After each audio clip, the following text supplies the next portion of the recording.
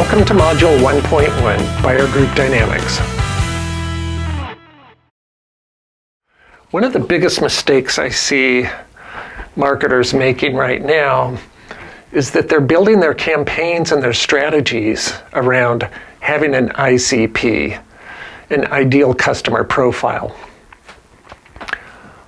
And it is true, you do have an ICP in business-to-business marketing, but you don't just have one. Typically, you have a team of influencers on the target company side or your prospect company side that you want to communicate with and influence. And these team of influencers can all influence how your deal is going to go, or if the company is going to go with you, decide to use your product. This team typically consists of anywhere from 3 to maybe 12 different people, depending on how big the deal is. Of course, the larger the deal, the more people involved you're going to have.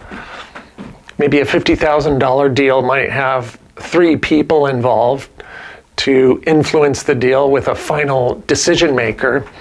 And then a $1 million deal may have 12 to 15 people involved that all have influence and help guide the decision. An example of what that buyer group might look like, here's just 4 different people who are typical to, say, a deal that might involve SaaS software for project management. And you're going to implement that enterprise-wide across international offices, so it might be a pretty big deal. Out of the 12 people who may influence that deal in one way or another, there are probably some core influencers of 3, 4, maybe 5 different people who have the most skin in the game, so to speak.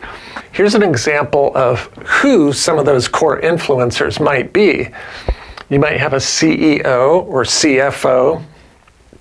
You might have a CIO, Chief Information Officer, or an IT director. You may have a CMO, Chief Marketing Officer. Maybe a VP of Operations might be involved as well.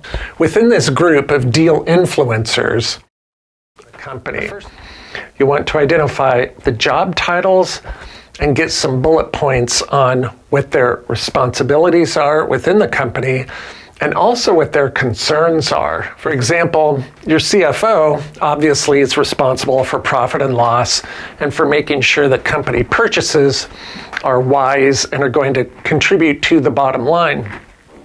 While your IT director, responsible for company-wide smooth operating of all your computers and digital systems, one of that person's concerns may be security. So they're all going to have different areas of responsibility, different concerns, and you want to start diagramming and listing what these are. So within this team of decision maker influencers, it's very typical to have someone on the team who is a team champion.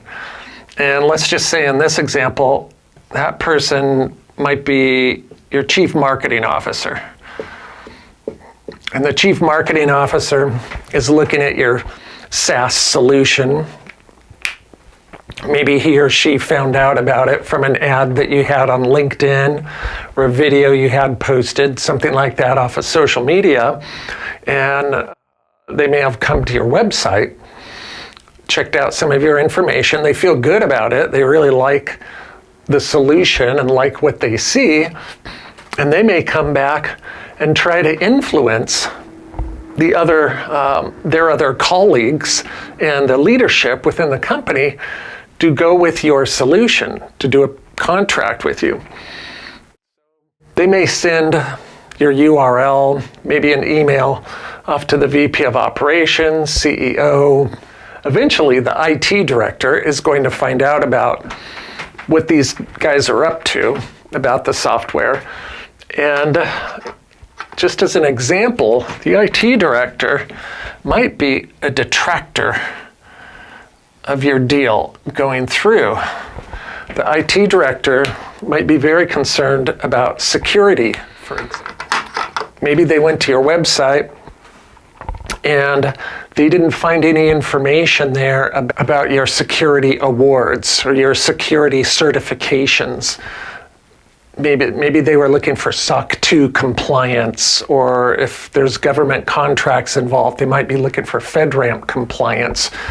Or if there's medical things involved, they might be looking for HIPAA compliance. The IT director, as a detractor to the whole dynamic of the team here, has the potential to sink the whole deal. And I've had this happen a couple of times. That's why I'm using an IT director as my whipping dog, as my example here. Because I've had this happen a few times where the IT director was concerned about the security footprint or the security of the solution and keeping their client information secure. And they didn't find what they were looking for on the website, so they just came to the marketing director and said, you know, you need to keep shopping around a little more.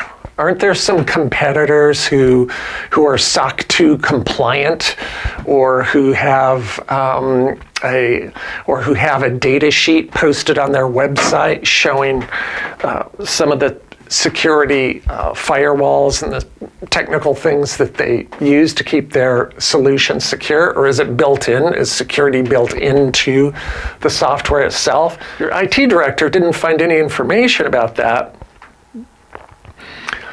They may influence the rest of the team to not go with your solution, even though your solution might be very secure. You might have all of those things.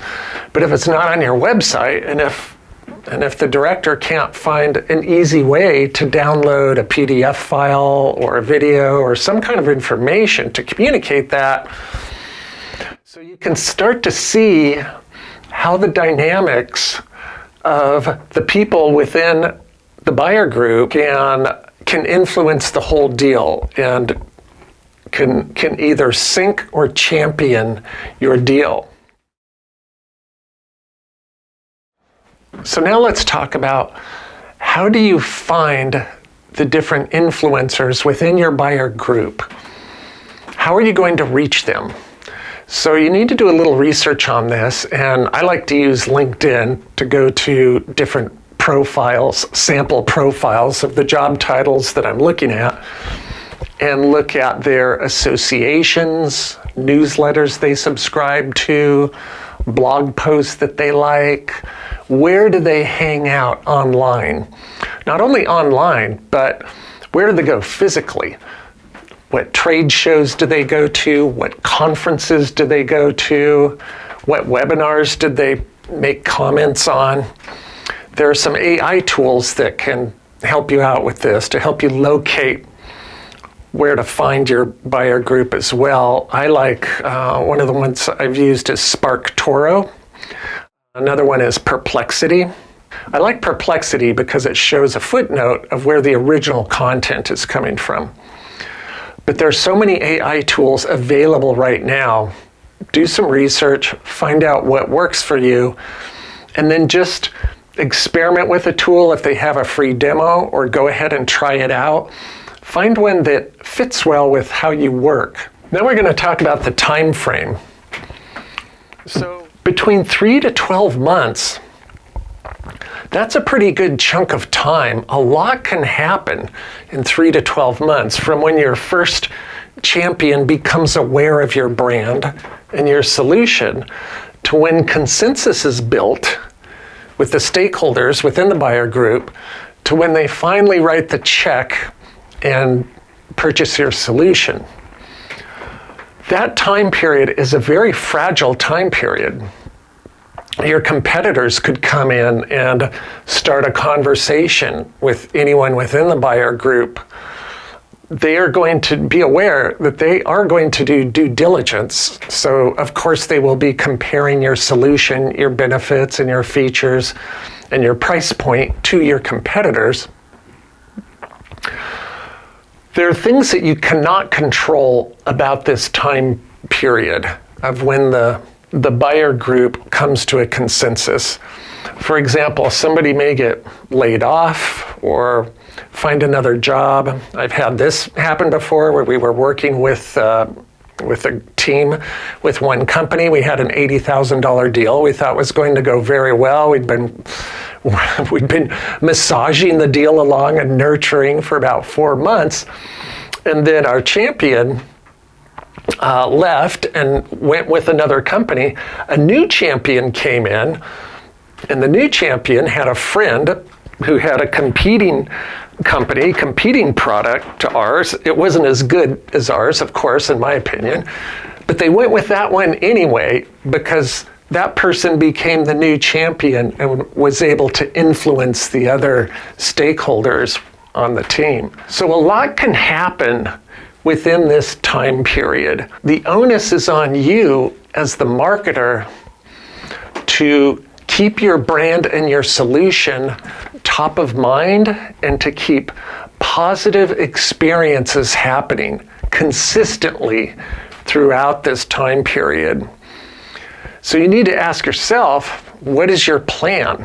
What are you going to do to nurture the brand impressions and the content for this team to engage with that is going to help them have a positive feeling and a positive experience of what it's like to work with you and what your solution is. So next we're going to talk about how knowing this dynamic can influence your marketing strategy and your content strategy. Here's a simple example of how knowing your buyer group dynamics can influence your marketing strategy and can influence how well the conversation goes with your sales team, and can also accelerate the timeline to your ROI.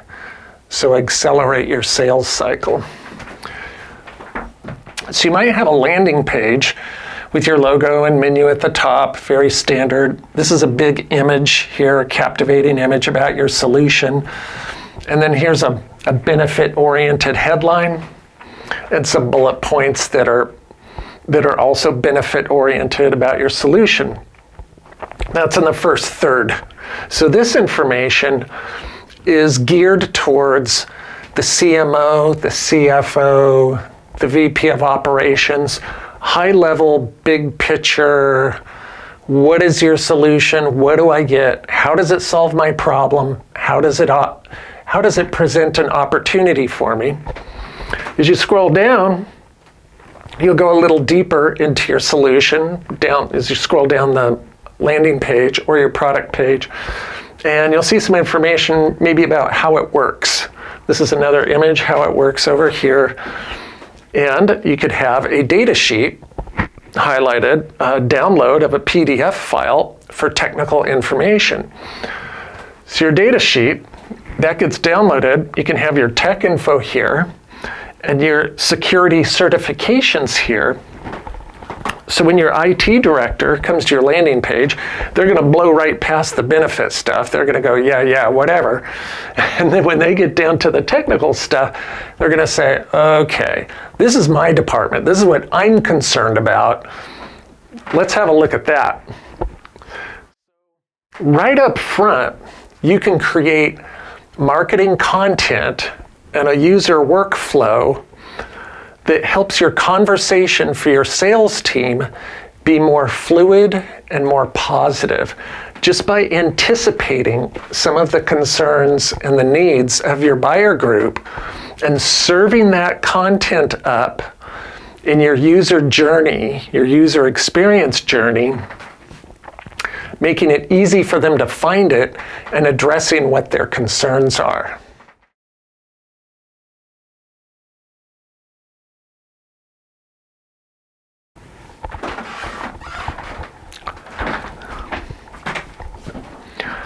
Okay, now it's homework time.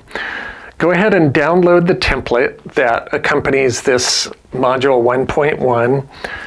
It is a buyer group dynamics matrix that is 4 columns, and maybe it'll be, for your purposes, make it as many rows as you need. I would say anywhere between 3 to 6 rows This matrix is one of the cornerstones of effective business-to-business marketing.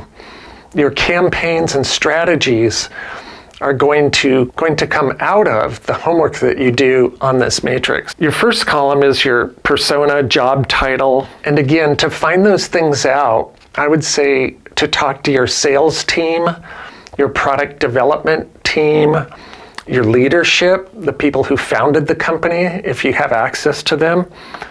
Find out who the influencers are and the stakeholders are that can influence a purchasing decision. Your next column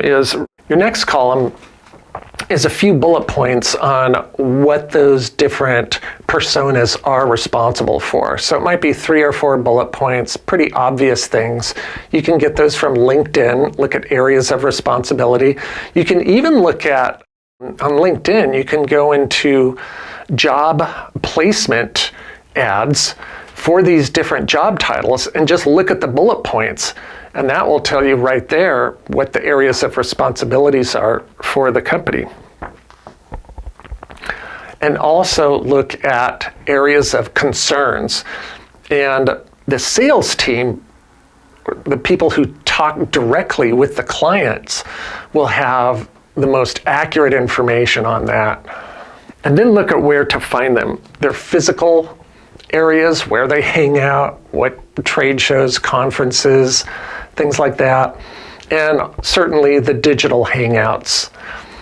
Again, using your AI tools, some of your own sleuthing abilities to do the research, see what you can. The last column here is an extra credit column for any ideas that pop up that may come to you regarding campaign ideas or channels where it might be good to explore advertising in, such as an industry newsletter, or partnering with a blog writer, partnering with a podcaster within the industry that you're in, that type of thing. Those are the types of ideas you want to capture them as they pop up. And also, if you watch the introductory module 1.0, you'll have your idea catcher system set up. This should look familiar to you. This is my system of the disc-bound notebook where you can have dividers to organize your ideas, and I'll reorganize your pages or lift pages out of here and put them into an archive notebook. It's easy for you to reference things. Also, your digital system using OneNote or Notion or whatever you like, where you can capture ideas spontaneously and put them into an organized format where you can find them easily later. And this concludes Module 1.1.